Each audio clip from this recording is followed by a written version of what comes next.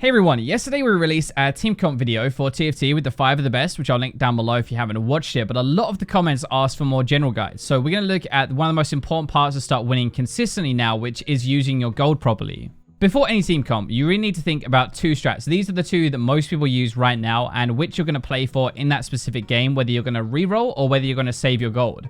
If you aren't sure, rerolling is spending 2 gold to hunt for key champions that you need, but there is a way that we can do this that will lead to very easy wins, which is what we're covering. Saving is where you get more gold for having more gold saved up to 50. Every 10 gives you 1 at the end of the turn, so 40 gold is 4 bonus.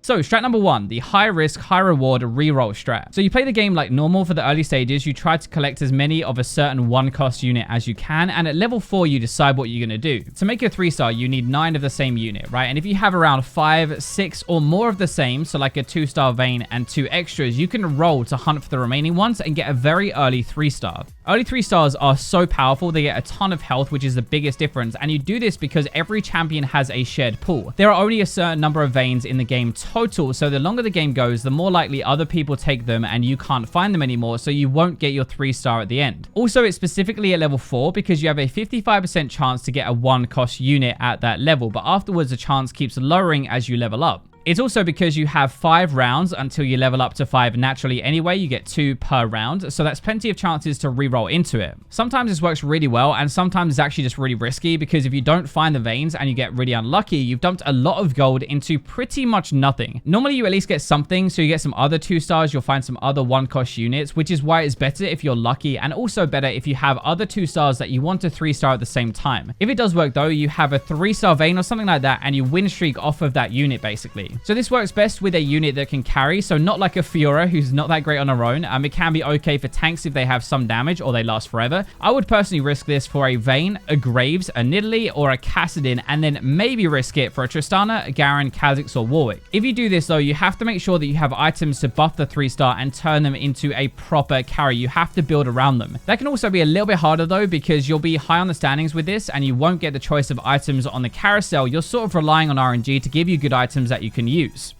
Now, I actually don't normally do that because it's very risky. It's good early game, good mid game, but it has a pretty bad late game, or it can do. I win a good 75% of my games with a bad start, and I recover using this strat. This time instead, we hopefully get a decent core of 1 cost units, maybe like a Nidalee and a Warwick and a few others, and then we play to level and we save. We say that we're going to build a comp around a 4 cost epic champion later, so the quicker we level, the quicker we get them. Saving and leveling are tied together for this strat. You basically get a free 4 gold level up by having 40 gold. You get a higher level faster than anybody else in the game. You always want to try and play for interest. You want to decide on a few units that you're going to use for now and sell the others. If you can make the next bracket, so like you can go up to 10 or up to 20 or up to 30, sell the units you don't need right now and get there. Don't save like a 2-star Vayne you're not using because you think you might use her later if you get lucky and get a 3-star. Like you're playing to find a Draven later, which does a better job basically, so you just want to sell her and get that interest. Also, because you're saving and not spending, you normally lose a little bit more and you get much better carousel placement, which means better items for late game on those epics, which will carry.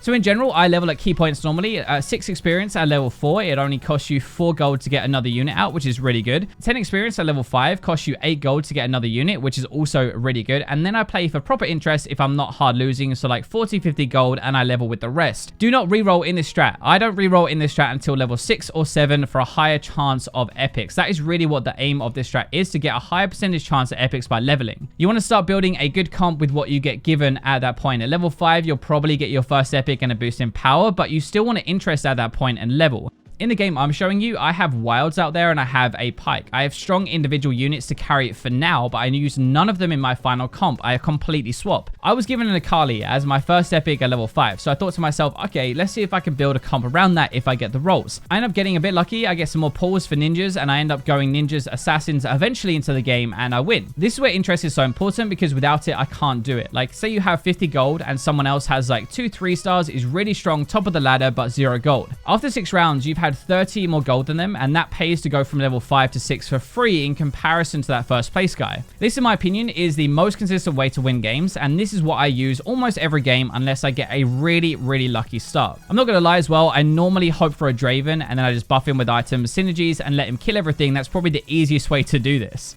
The keys for this strat really are not wasting gold, having a full bench of stuff that you don't particularly need, especially 3 and 2 cost units. It's too expensive to have them there really, unless you're going to use them early like a pike. You're going to be building a pool of gold rather than a lot of units, and use the interest to fund you leveling, and probably that means you're going to lose a little bit early but then win a lot hard later. If you go below 40 health, by the way, you do need to start leveling harder, or reroll if you have key pieces that you can upgrade and start to win, because that is a little bit of a dangerous level. Build your comp around the first few epics that you get if you can do, if they're good enough, and don't be afraid to swap your comp completely into something else. One thing that's really helped me as well is using good units and items at the very start of the game to win a few rounds, or at least not lose too hard, instead of expensive units. Items are so good in this game that you can put them like a Titanic Hydra on a Graves and actually win games you probably shouldn't. I'll probably make a tier list next week, I think, soon, of like units and items, so if you want that, definitely let me know down below. But for now, you can check out tft.mobalytics.gg, which I helped to make. It has good early game units, it has good items as well, and those are really good to aim for to start with so you don't lose too hard. That is going to wrap up the video. Hopefully you guys enjoyed and learned something, and this will help you win a few TFT games. Ranked is coming out in just over a week, I think, so time to get good. I'm going to be mixing League and TFT stuff together, but if you have any ideas for other TFT videos, please let me know it down in the comment section. Thank you for watching until the very end. Like it if you did, and for now, I will leave you with robots.